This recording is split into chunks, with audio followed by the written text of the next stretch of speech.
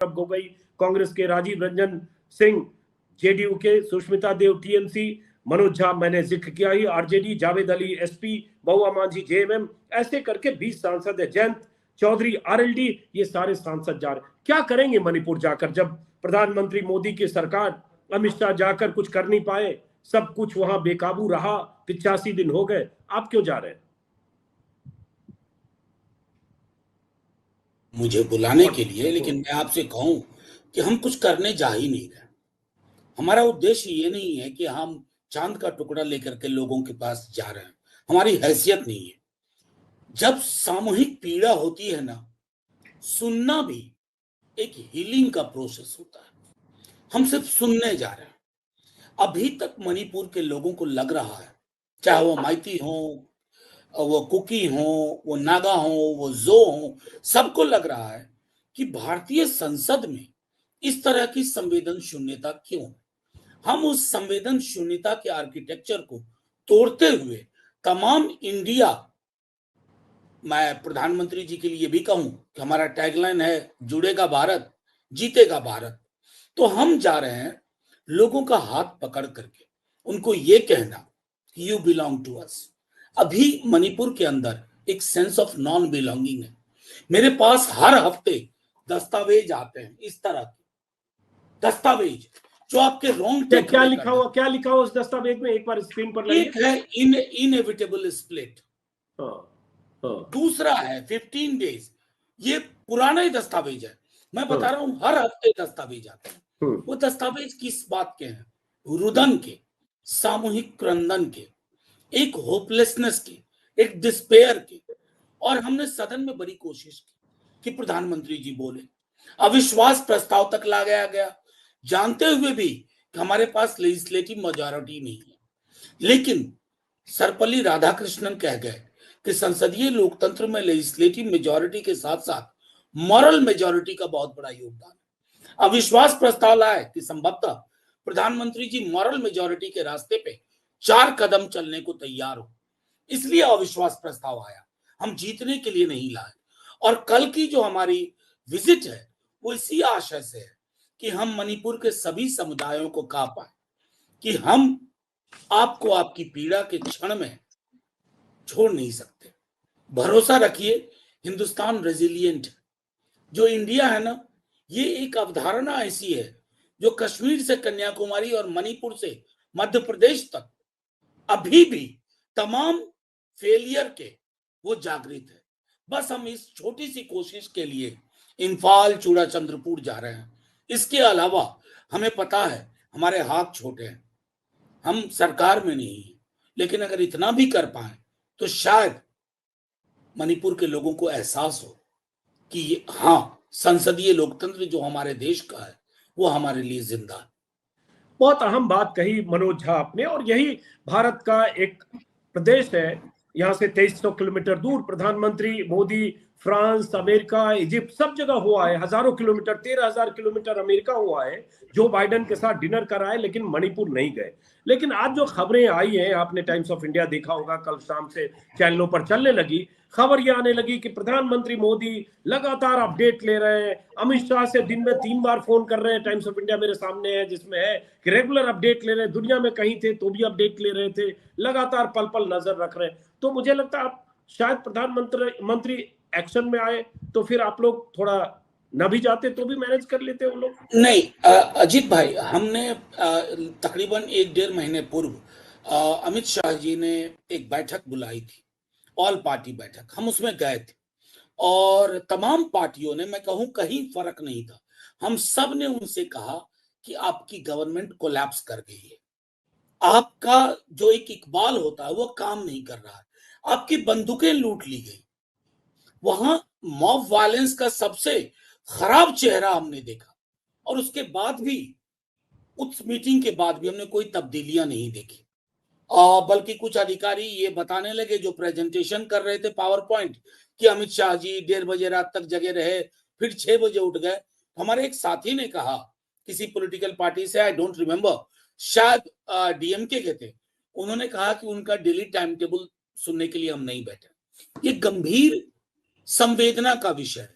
प्रधानमंत्री जी के बारे में अगर आप ये कहते हैं कि हर 3 घंटे पे अपडेट ले रहे हैं, क्या उस अपडेट के आधार पर प्रधानमंत्री जी को 2 शब्द नहीं बोलने चाहिए? जो सीढ़ियों पर वो बोले, क्या वो पार्लियामेंट के अंदर नहीं बोलना चाहिए था? और वो भी क्या बोले? प्रधानमंत्री जी से ये अपेक्षा नहीं थी, जो कि बाद में उन्हें पॉइंट ऑफ ऑर्डर से बताया भी सदन में, कि आप छत्तीसगढ़, बंगाल, राजस्थान, हम सब मानते हैं क्राइम अगेंस्ट ह्यूमन हर राज्य में है, लेकिन मणिपुर क्राइम अगेंस्ट ह्यूमैनिटी है, जेनोसाइडल इंटेंट के साथ है। अगर मेरे प्रधानमंत्री इस बात को समझते हुए भी 3 घंटे की अपडेट प्लान करवा रहे हैं मीडिया में, तो मुझे दुख है कि प्रधानमंत्री जी के सलाहकार उनके इमेज को सबोटाज कर रहे हैं। उनकी भाषा में भी जो गिरावट मैंने देखी है, Indian Mujahideen, east India company, मुझे कहीं ना कहीं एहसास हो रहा है कि प्रधानमंत्री जी के खिलाफ एक षड्यंत्र है कि जो भी थोड़ी बहुत छवि थी उसको भी नष्ट कर दिया जाए। कहां षड्यंत्र? अपनी जुबान से बोल रहे हैं Indian Mujahideen, east India company, PFI, तो प्रधानमंत्री मोदी एजेंडा सेट कर रहे हो। सांसद सदन में जाकर इंडिया हटा दो। प्रधानमंत्री मोदी जी अगर ये एजेंडा सेट कर रहे पाए, अव्वल तो मैं मानता हूं कि प्रधानमंत्री जी के जो सलाहकार लोग हैं ना, वो बड़े एक दौर में वो बड़ी अच्छी अच्छी बातें किया करते थे। प्रधानमंत्री मोदी जी अगर एजेंडा सेट करने की कोशिश कर रहे हैं, इन शब्दों की जो भाषाई गिरावट का अद्भुत उदाहरण है, तो मैं यकीन के साथ कहता हूं कि जवाहरलाल नेहरू से लेकर के मनमोहन सिंह वाया अटल जी वाली जो श्रृंखला है ना, प्रधानमंत्री जी अपने आप को उसमें प्लेस ही नहीं कर पाएंगे। मैंने किसी प्रधानमंत्री को आज तक, मैं पक्ष में बोला, विपक्ष में बोला, लेकिन किसी प्रधानमंत्री जी को मैंने भाषा और भाव की इस गिरावट तक पहुंचते हुए नहीं देखा। ये उनकी छवि के लिए भी चिंता का विषय होना चाहिए, मणिपुर पे उनकी चुप्पी के अलावा। बहुत अहम बात तो आप कह रहे हैं, लेकिन प्रधानमंत्री ने जो कहा उस पर विपक्षी दलों ने जवाब दिया, आप भी जवाब दे रहे हैं। लेकिन मेरा मानना है, आप भी शायद मानेंगे, बड़ा कैलकुलेटेड बोलते हैं, वो परवाह नहीं करते कि आप क्या सोच रहे हैं, विपक्ष क्या सोच रहा है। उनको पता है कि उनकी कंस्टिट्यूएंसी क्या है और वहां क्या एड्रेस करना, चाहे पार्टी को या मुल्क के नाम को वो जोड़ दें इंडियन मुजाहिदीन से। अब जो आपने कहा, मैंने जो आपको बताया कि पल पल अपडेट लेने की बात, जाहिर है ये प्लांट की गई कल शाम। प्लांट करने की वजह ये थी कि आज सुप्रीम कोर्ट में सुनवाई थी, हलफनामे पर सुनवाई थी। चूंकि सुप्रीम कोर्ट कह चुका था, 20 तारीख को सीजीआई ने कहा था, या तो आप एक्शन लीजिए वरना हम एक्शन लेंगे। तो जी, तो कल से ही अपने एक्शन की लिस्ट मीडिया में जारी कर रहे हैं कि हमने ये कर दिया, हमने वहां की जो जनजातीय समूह है उनसे भी बात कर रहे हैं, इतनी पारामिलिट्री फोर्सेस भेज दिया, इतना लोगों को वहां से हेलीकॉप्टर से एयरलिफ्ट करने का इंतजाम किया, शिविरों में ये इंतजाम कर दिया। वहां जो डेथ 18 जुलाई के बाद डेथ, ये आंकड़े, लेकिन उसके साथ मैं आपको सुनाना चाहता हूँ, आपके बहाने देश भी सुने, अलग से वीडियो भी बनाया प्रधानमंत्री मोदी के लिए, जो अमित शाह ने कल कहा टाइम्स ऑफ इंडिया में, आज सारे चैनल पर ब्रेकिंग न्यूज रात में भी, ताकि देश को बताया जाए कि मोदी कितने सचेत सजग है, क्योंकि सुप्रीम कोर्ट में उनके लाइन है, the PM seeks regular update sometimes thrice a day, no matter where he is. आप लोग कहते हैं विदेश में रहते हैं, उनको कोई फर्क नहीं पड़ता, या नींद में है या मौन में है या जो भी है, वो कह रहे हैं कहीं भी रहे, समटाइम्स वो 3 बार अपडेट लेते रहे। उसके बाद एक अहम है, क्योंकि आपने कहा प्रधानमंत्री पद की गरिमा, और उन्होंने कहा he has done more than any other PM to bring the area closer, मतलब वहां जो स्थिति है उसको खराब। अब जरा सोचिए, जिस प्रधानमंत्री को आप कह रहे हैं कि वो बोल भी नहीं रहे हैं, मणिपुर जाना तो दूर की बात, मणिपुर के मरहम पर जख्म लगाना दूर की बात, बल्कि अगर 19 जुलाई को वीडियो वायरल नहीं होता तो शायद इतना जो शोर हो रहा था होता भी नहीं। ये तो दबा के बैठे थे, एफआईआर के 2 महीने बाद तक गिरफ्तारी तो नहीं हुई थी। जी प्लांटेड स्टोरी पर भी मैं एक छोटी बात कहूंगा। अगर आपके देश का एक हिस्सा जल रहा, अंतर सामुदायिक संबंध खत्म हो गए, तो देश के मुखिया का क्या कर्तव्य बनता है? टेलीफोन पर अमित शाह जी से अपडेट लेना या लोगों से सीधे संवाद करना? प्रधानमंत्री जी तो अपनी कला बताते हैं, सीधे संवाद करता हूं, तो सीधे संवाद में मणिपुर मैटर नहीं करता, या फिर चुनाव के वक्त में मैटर करेगा, जब आपको इंसर्जेंट ग्रुप से भी सपोर्ट लेने में कोई दिक्कत नहीं। तो मैं तो सिर्फ ये कहूंगा कि जो समकालीन है उनको आपने ताली बजाने की विधा सिखा दी है, चाहे मीडिया की मुख्य धारा के लोग, लेकिन इतिहास जो है ना, वो ताली बजाने वालों में नहीं होता, वो आपकी गणना एक ऐसे प्रधानमंत्री में करेगा, और माफी के साथ कहता हूं कि आज तक के आप सबसे कमजोर प्रधानमंत्री हैं। मैंने किसी प्रधानमंत्री को नहीं देखा कि उनके देश का एक हिस्सा जल रहा हो और एक शब्द ना बोले। अगर आप एक शब्द नहीं बोल रहे हैं, या तो आपने तय कर लिया है कि आपके ना बोलने से आपको इलेक्ट्रली फायदा है, और अगर इसके अलावा कोई दूसरा कारण है, आप बड़े मजबूर व्यक्ति हैं, आप मजबूत नहीं हैं। वह सारा औपन्यासिक विवरण है कि आप मजबूत हैं, आप बिल्कुल कमजोर प्रधानमंत्री हैं कि आप अपने नागरिकों को भरोसा नहीं दिलवा पा रहे हैं। बस मुझे इससे इतर कुछ नहीं कहना। लेकिन अब जो आप लोगों ने अविश्वास प्रस्ताव का नोटिस दिया गौरव गोगोई ने, और अब साझा विपक्षी मान लेते हैं, अब जो खबर आ रही है कि 7-8 अगस्त को उस पर चर्चा होगी तो जवाब में प्रधानमंत्री मोदी को अपना पक्ष रखना पड़ेगा। यही आप चाहते थे, लेकिन प्रधानमंत्री मोदी भाषण झाड़ते हैं। पिछली बार भी जो अविश्वास प्रस्ताव हुआ था 2018 में भी भाषण दिया, अडानी के मुद्दे पर इतनी घेराबंदी के बाद भाषण देकर कह दिया एक अकेला आदमी सब पर भारी और उसके पीछे सब लगे। ऐसे कोई भाषण दे देंगे 40, 50, 60 मिनट, क्या हासिल आपको होगा? नहीं, हासिल हमें व्यक्तिगत कुछ हासिल नहीं चाहिए अजीत जी, ईमानदारी से कह रहा हूं। मैं उन तमाम मीटिंग्स का हिस्सा रहा हूं जब अविश्वास प्रस्ताव को एक आखिरी उपकरण के रूप में सोचा गया। जैसा मैंने पहले भी कहा अजीत जी, पार्लियामेंट्री डेमोक्रेसी में एक होती है लेजिस्लेटिव मेजॉरिटी, वो प्रधानमंत्री जी के पास है, लेकिन प्रधानमंत्री जी भी दिल में जानते हैं उनके पास मॉरल मेजॉरिटी नहीं। यह अविश्वास प्रस्ताव उनके समक्ष एक आमंत्रण पत्र है कि लेजिस्लेटिव मेजॉरिटी को थोड़े वक्त के लिए दरकिनार करते हुए आप मॉरल मेजॉरिटी के माइलस्टोन्स अचीव करिए। हम उनको ऑफर कर रहे हैं। मेरे भी प्रधानमंत्री है अजीत जी, मेरा प्रधानमंत्री कोई विलग नहीं है। विपक्ष का कोई अलग प्रधानमंत्री नहीं होता है, विपक्ष के भी प्रधानमंत्री यही है। इनकी जो छवि दिनों दिन गिर रही है आम जनमानस में, खास तौर पे मणिपुर के पीड़ितों के बीच में।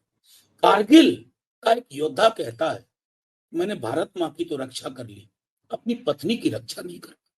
क्या ये शब्द सिर्फ अजीत, अंजुम और मनोज के पास आए, प्रधानमंत्री जी के कानों में नहीं गई होगी? वो तो 3 घंटे पे अपडेट लेते हैं। मैं सिर्फ इतना कहना चाहता हूं कि अविश्वास प्रस्ताव हमारे लिए जीत हार का विषय नहीं। हम प्रधानमंत्री जी को नैतिक बहुमत का जो एक आधार होता है वहां आने को मजबूर करेंगे। वो अगर बेहतर संदेश देंगे, हमें कोई दिक्कत नहीं।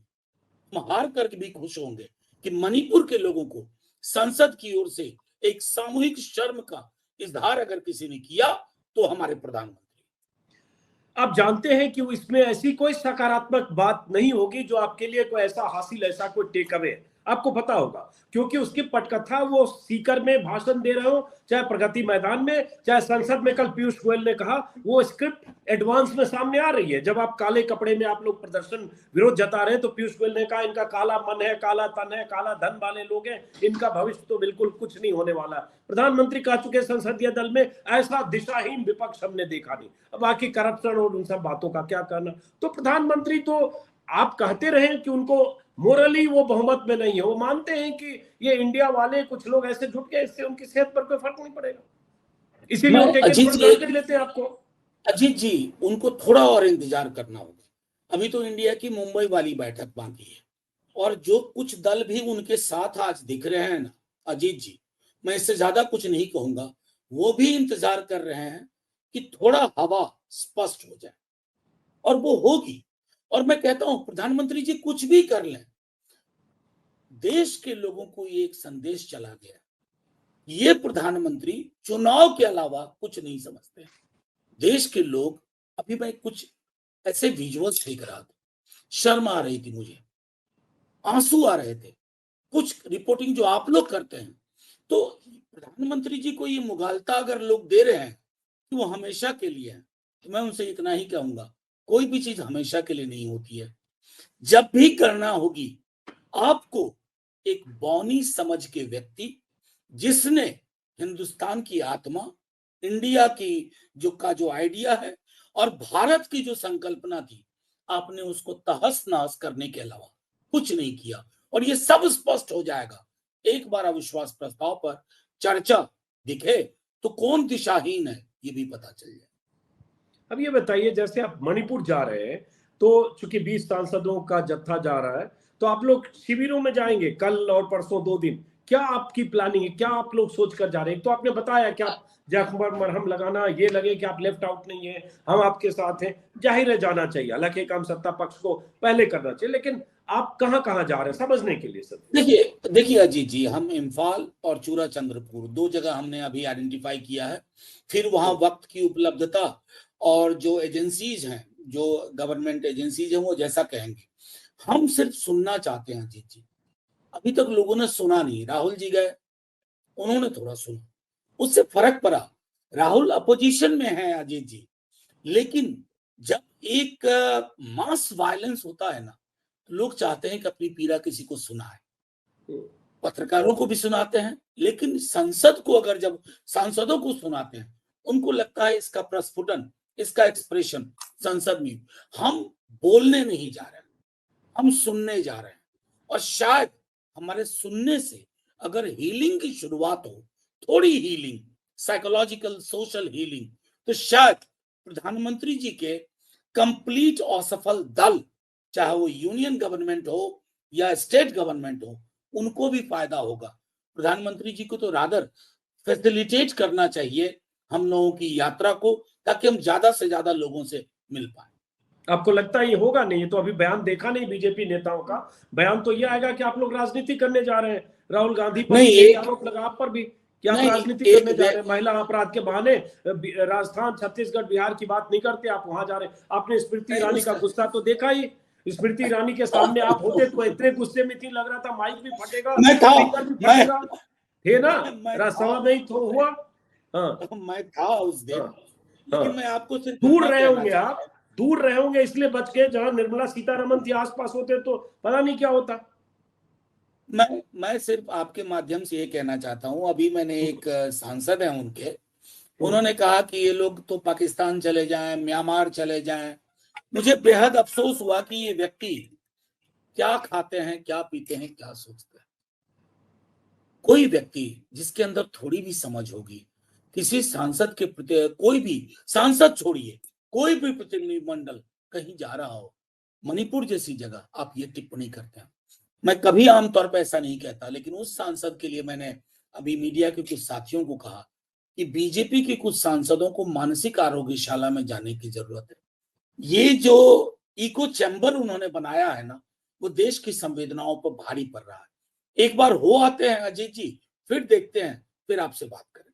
आखिरी सवाल, कि एक ईडी के लिए, ईडी डायरेक्टर की खबर आई कि कैसे ईडी डायरेक्टर को 45 दिन के लिए और एक्सटेंशन मिल गया, जिसे सुप्रीम कोर्ट ने इलीगल कह दिया था। दूसरे एक्सटेंशन को, तीसरे एक्सटेंशन के बाद उनकी मियाद तय कर दी थी कि 31 जुलाई के बाद इन्हें बाहर करो। सुप्रीम कोर्ट में फिर गए तुषार मेहता, भारत सरकार ही गई मान लीजिए, और उसके बाद 45 दिन। अब कहा जा रहा है वो 45 दिन के लिए उनके पास कुछ अनफिनिश्ड एजेंडा है, अनफिनिश्ड टास्क है, और कहा जा रहा हो सकता है कि आप लोगों तक भी पहुंचे। नहीं, मैंने तो आपकी रिपोर्ट देख ली थी। यू आर बैंग ऑन, आपने मर्म पकड़ लिया।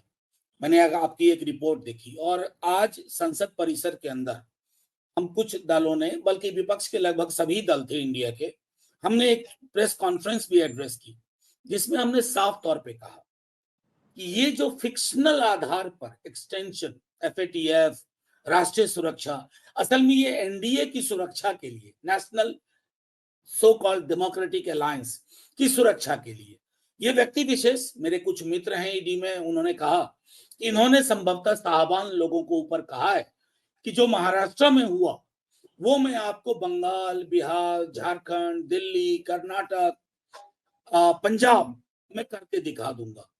तो एक तरह से जिसको एक शब्द है ना कि पॉलिटिकल सुपारी लेना, अब उसको उन्होंने सुप्रीम कोर्ट के समक्ष जो भी नाम दिया, लेकिन सच ये है कि ईडी के कॉरिडोर में इस बात की बेहद चर्चा है। मैं सिर्फ आपके माध्यम से ये कहना चाहूंगा कि देश के आजाद हिंदुस्तान के इतिहास में ऐसी परिस्थितियां हमने नहीं देखी। ये व्यक्ति कहता है कि महाराष्ट्र हमने किया, ये अंदर सबको खबर है, हम आपको बिहार में करके देंगे, बंगाल में करके देंगे, झारखंड में करके देंगे, उत्तर प्रदेश में करके देंगे, पंजाब में करके देंगे। ये करके देंगे क्या है? इसका मतलब है आप विशुद्ध राजनीतिक उपकरण है। माननीय सर्वोच्च न्यायालय, मेरी उम्मीद है, संज्ञान लेगा और 45 दिनों में एफएटीएफ के अलावा अगर किसी मुद्दे पे उन्होंने कोई आउट ऑफ बॉक्स चीजें की तो माननीय सर्वोच्च न्यायालय को इंटरवीन करना चाहिए, क्योंकि राष्ट्र की सुरक्षा इज इक्वल टू बीजेपी की सुरक्षा नहीं हो सकती। आप ईडी से लगता है बहुत डरे हुए हैं। 2 बार आपने जिक्र किया, दोनों बार व्यक्ति विशेष और ये व्यक्ति का। मैं ईडी डायरेक्टर संजय मिश्रा बोलता हूं, तो इसका मतलब मैं खतरे में हूं। आप नाम ना नहीं, मैं भी संजय मिश्रा बोल रहा हूँ। चलिए ठीक है। मेरी एक परिपाटी है कहने की, मैं उसमें ये कह रहा था, इससे पहले जो सीबीआई में डायरेक्टर थे उन्होंने आखिरी तक कोशिश की कि उनको एक्सटेंशन मिले, वो भी प्रॉमिस करते रहे इन लोगों को। मेरी चिंता ये नहीं है, मेरी चिंता है कि 24 में अगर इनकी सरकार जा रही है तो इन एजेंसीज का जो चरित्र हनन हुआ है ना, कल को बीजेपी भी जद में आएगी, फिर ये भी प्रतिदिन इंतजार करेंगे कि आज दस्तक किसकी है, सीबीआई की, ईडी